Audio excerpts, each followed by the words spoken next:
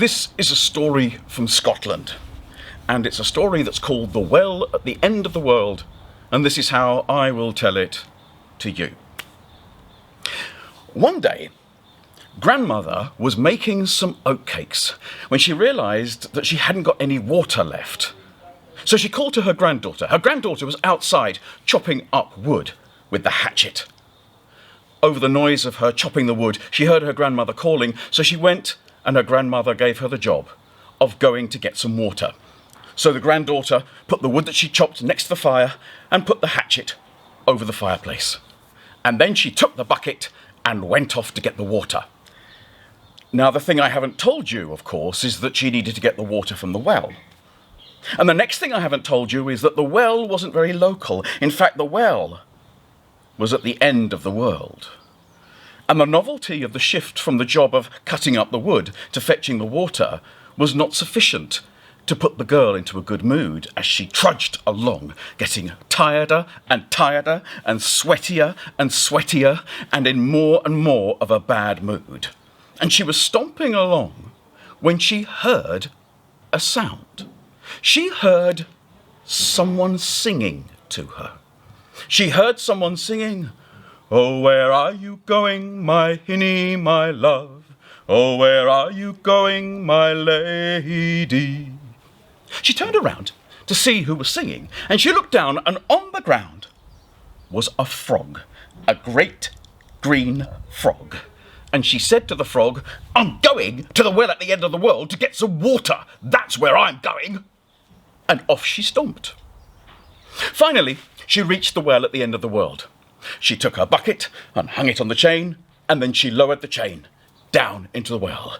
Down it went, down, down, down, down, down, down, down, down, clunk. She pulled it up again, and down again, clunk, up, down, clunk, up, down, clunk. She pulled the bucket back and looked inside. It was empty. There was no water in the well. She had trudged all the way to the well at the end of the world, and now there was no water, and her grandmother wouldn't have any water to make the oatcakes, and she sat and she wept. But then she heard someone singing to her. "Oh, why do you weep, my hinny, my love? Oh, why do you weep, my lady?" She turned around, and there was the same great green frog.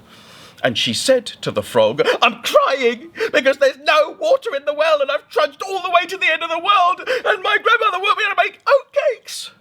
And the frog said, "Ribbit, would you like me to get you water from the well?"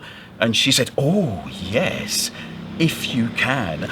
But," said the frog, "if I get you water from the well, you must promise me."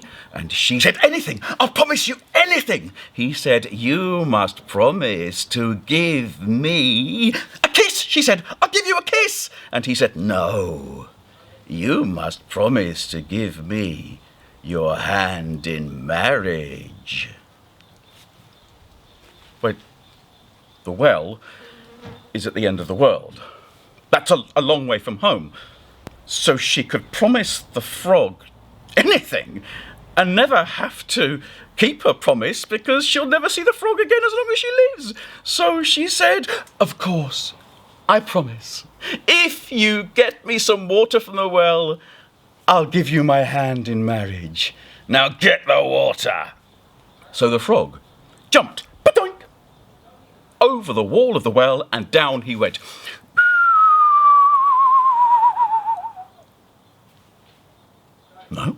No sound. Nothing. But then there was a whooshing and a swooshing and a gurgling and a guggling, and suddenly a great fount of water shot out of the well. And as the water rained down on her, the granddaughter filled her bucket with the water.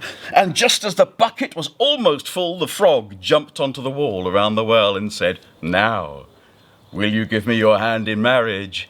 And she said, "Thank you, but no thank you. Bye!" And off she went, back home, with her bucket full of water, leaving the frog at the well at the end of the world. She got back home, and she took the bucket of water into her grandmother, and her grandmother made some oatcakes. And they had some oatcakes with some fresh butter. What could be better?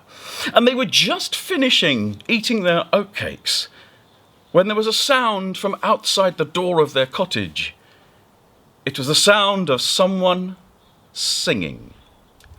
Oh, open the door, my hinny, my love. Oh, open the door, my lady. The grandmother looked at her granddaughter and said, "What was that?" And her granddaughter said, "Oh, nothing." And the grandmother said, No. I'm sure I heard something. I'm sure I heard someone singing from outside the door." And her granddaughter said, No, you're something wrong with your hearing. You're old, grandmother, remember? There's no one there. But the grandmother said, "No, there is someone outside the door. Go and open the door." So her granddaughter pushed her chair back with a scrape, stood up and stomped across the kitchen to the door. And she opened the door, and there was the frog. The frog looked up at her and smiled and said, "Oh, give me some milk, my hinny, my love. Oh, give me some milk, my lady." And the grandmother said, "Oh, invite him in. Give him some milk. He sings to us. You've got to give milk to a singing frog. You don't see a singing frog every day." And the granddaughter said, "Oh, all right then." So she got a saucer and she poured some milk into the saucer. She put it on the ground, and the frog came hopping in. Ba-doink, ba-doink, ba-doink, ba-doink, ba-doink. And he sat, and with his enormously long tongue, he licked up the milk. But then the frog looked at her and smiled and sang, "Oh, chop off my head, my hinny, my love. Oh, chop off my head, my lady." The grandmother looked horrified and said, "No!" The granddaughter looked at her grandmother and looked at the frog and said, "Yes!" And she ran to the fireplace and found the hatchet which she'd put up over the fireplace. She ran to the frog, and with one stroke she cut off its head with a single strike. But instead of there being a bifurcated amphibian, a frog in two parts, lying in front of her, there was not a dead frog. There was a living, handsome prince in one piece who had been turned by a witch into a frog until he could find a woman who would feed him, who would chop off his head, and who had promised to be his wife. And as he looked up at the girl, and she looked down at him, as strange as it may seem to you and to me, he fell in love with her. And she fell in love with him. And so, for once, in one of the stories that I tell anyway, I think they probably did live happily ever after. And that's the story of the well at the end of the world, and that's how I've told it to you.